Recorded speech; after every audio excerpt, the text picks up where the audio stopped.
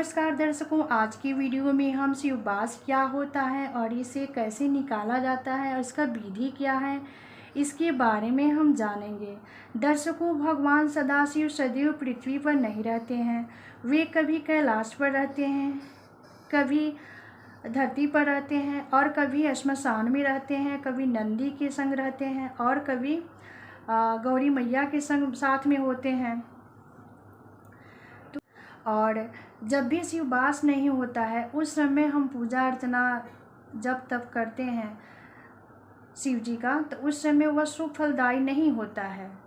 इसीलिए इस चीज़ पर विशेष ध्यान देना चाहिए। और यहाँ पर शिववास चक्र है, यहाँ पे स्थान है, यहाँ पर फल है, यहाँ पर शेष है। और इसके लिए कुछ नियम होते हैं, जैसे कि यहाँ पर नियमानुसार जो पहला नियम है, तिथियों में 2 से गुणा करना है। दूसरा जो नियम है उसमें 5 संख्या जोड़ देना है। तीसरा जो नियम है योगफल में 7 से भाग देना है। और चौथा जो नियम है, जो शेष बचेगा उसको शिववास चक्र में मिलाना है। ठीक, इसके बाद हम तिथिम च द्विगुणोत्कृत्वा पुनः पंच सम्मिन्नतौ सप्तभिस्तु हरेद भाग्यम शेष च शिववासनम कैलासे लभते सौख्यम गौरी च सुख संपदौ वृष्वेभिष्ट सिद्धि सयात साभायां तापकारकौ भोजने च भवते पीड़ा क्रीडायां कष्टमेव च श्मशानं मरणं ज्ञेयं फलमेव विचार्येत्। इसका अर्थ हुआ कैलासी लभते सौख्यम।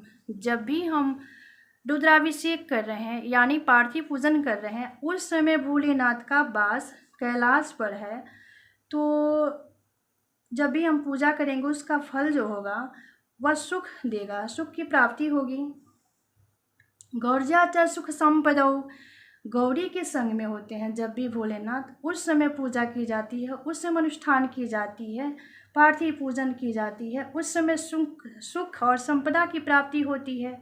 वृषभेभिष्ट सिद्धि सयात, यानी वृषभ बैल नंदी पर सवार होते हैं, उस समय जब भी भोलेनाथ नंदी पर होते हैं उस समय पूजा की जाती है, उनकी अनुष्ठान होती है, रुद्राभिषेक या पार्थिव पूजन की जाती है, उस समय सिद्धि की प्राप्ति होती है। सभायाम तापकारकौ, जब भी भोलेनाथ सभा में होते हैं उस समय उनका अनुष्ठान जब हम करते हैं तो उसमें वह ताप संताप देते हैं। भोजनी च भवते पीड़ा, जब भी भगवान भोलेनाथ भोजन पर रहते हैं, भोजन करते हैं, उस समय उनका हम अनुष्ठान करते हैं यदि, और रुद्राभिषेक कर रहे हैं, पार्थिव पूजन कर रहे हैं, तो वो हमें पीड़ा पहुंचाते हैं और पीड़ा प्रदान करते हैं। उसका जो फल होता है वह अशुभ होता है। क्रीडायाम कष्टमेव च, जब भी भगवान भोलेनाथ क्रीड़ा कर रहे होते हैं उस समय हम अनुष्ठान करते हैं, पार्थिव पूजन करते हैं और रुद्राभिषेक की जाती है, उस समय का जो फल होगा वह कष्ट देने वाला होता है। श्मशानं मरणं ज्ञेयं फलमेव विचार्येत्, श्मशान घाट में होते हैं जब भी भोलेनाथ, भगवान भोलेनाथ, उनका जो वास होता है वह श्मशान में होता है। उस समय जब हम अनुष्ठान करते हैं तो उसमें उसका जो फल होता है वह मृत्यु तुल्य कष्ट पहुंचाते हैं, मरण तुल्य कष्ट देते हैं। तो इस चीज़ पर हम विचार करना चाहिए। फलमेव विचार्येत्, फल की क्या प्राप्ति होगी इस पर विचार करना चाहिए। जैसे कि हम प्रतिदिन शंकर भोले भगवान का पूजन करते हैं, भगवान भोलेनाथ की पूजा अर्चना करते हैं नॉर्मली, इसके लिए शिववास देखना उचित नहीं है। लेकिन जब भी हम रुद्राभिषेक कर रहे हैं, पार्थिव पूजन कर रहे हैं, कोई अनुष्ठान कर रहे हैं महादेव से संबंधित, तो उसमें शिववास देखना जरूरी होता है। और इसके लिए 2 पक्ष जो होती है, एक माह में आप सभी जानते हैं कृष्ण पक्ष और शुक्ल पक्ष 2 पक्षें होती है। तो यहाँ पर हम एग्जाम्पल के लिए शुक्ल पक्ष की 7वीं तिथि को लिए हैं, 7वीं यानी 7। तो सूत्र क्या कह रहा है, तिथि को डबल करना है यानी 2 से इंटू करना है, तो 7 दूनी 14। दूसरा सूत्र कह रहा है उसमें 5 जो संख्या होगी उसको जोड़ देना है, 14 में 5 जोड़ेंगे तो 19 होगा, नियमानुसार 19 होगा यहाँ पर। उसके बाद नियम कह रहा है कि 7 से डिवाइड करना है यानी भाग देना है, तो 19 में 7 से हम डिवाइड करेंगे तो भागफल जो होगा वह 2 होगा। यहाँ पर 7 दूना 14, 14 माइनस करेंगे यहाँ पे तो आएगा यहाँ पर शेष जो आएगा वह 5 होगा। जो शेष आएगा उसको हम शिववास चक्र में मिलाएंगे। शिववास चक्र यहाँ पर है तो 1 2 3 हमारा जो शेष है वह 5 है, 4 5 तो 5 है यहाँ पर भोजन पर है, यानी भगवान भोलेनाथ भोजन पर है। तो इस समय भगवान भोलेनाथ भोजन पर हैं और इस समय जब भी उनका अनुष्ठान होगी और रुद्राभिषेक होगी, पार्थिव पूजन होगी तो वहाँ पे वह पीड़ा पहुँचाएंगे, यानी उनका जो फल होगा वह अशुभ होगा। और इस चीज़ को जानने के लिए हम कृष्ण पक्ष का भी एग्जाम्पल यहाँ पे लिए हैं, जो कि इस प्रकार है। कृष्ण पक्ष की प्रतिपदा तिथि लिए हैं तो इस चीज़ पर विशेष ध्यान देना होता है। जैसे कि कृष्ण पक्ष की जो प्रतिपदा तिथि होगी वहाँ से इसका जो मान होगा, जैसे शिववास की जब भी हम गणना करते हैं तो उसमें पक्षों का ध्यान रखना अति आवश्यक होती है।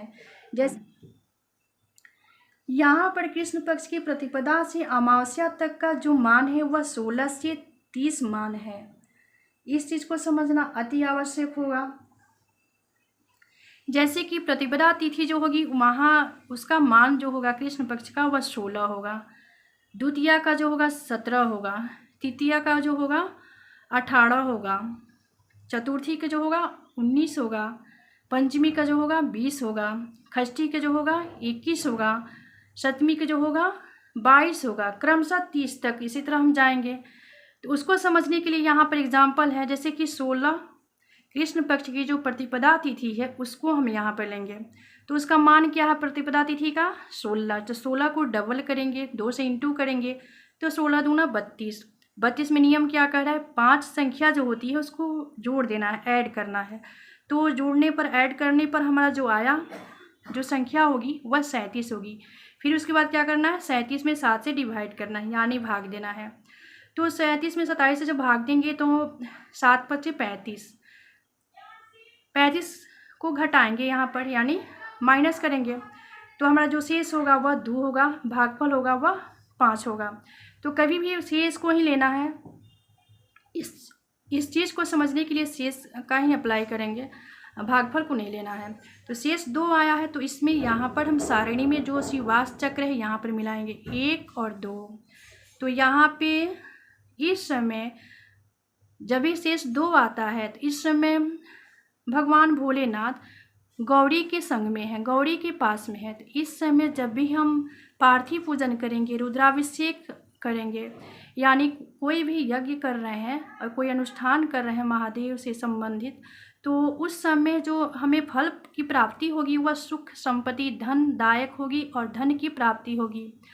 तो और यहाँ पर जब भी हम शुक्ल पक्ष में देखेंगे तो शुक्ल पक्ष में द्वितीया तिथि जो होगी पंचमी, षष्ठी, नवमी, द्वादशी और त्रिदिवसीय तिथि जो होगी यहाँ पर शिववास देखने को मिलता है, शिववास होता भी है। और कृष्ण पक्ष में एकम, चतुर्थी, पंचमी, अष्टमी, एकादशी, द्वादशी, त्रिदोषी तिथि जो होती है यहाँ पर शिववास देखने को नहीं मिलता है। इस चीज़ को ध्यान रखना होता है। तो आज का विषय यहीं समाप्त होता है। मिलते हैं अगले वीडियो में एक नए विषय वस्तु के साथ। तब तक के लिए धन्यवाद, नमस्कार।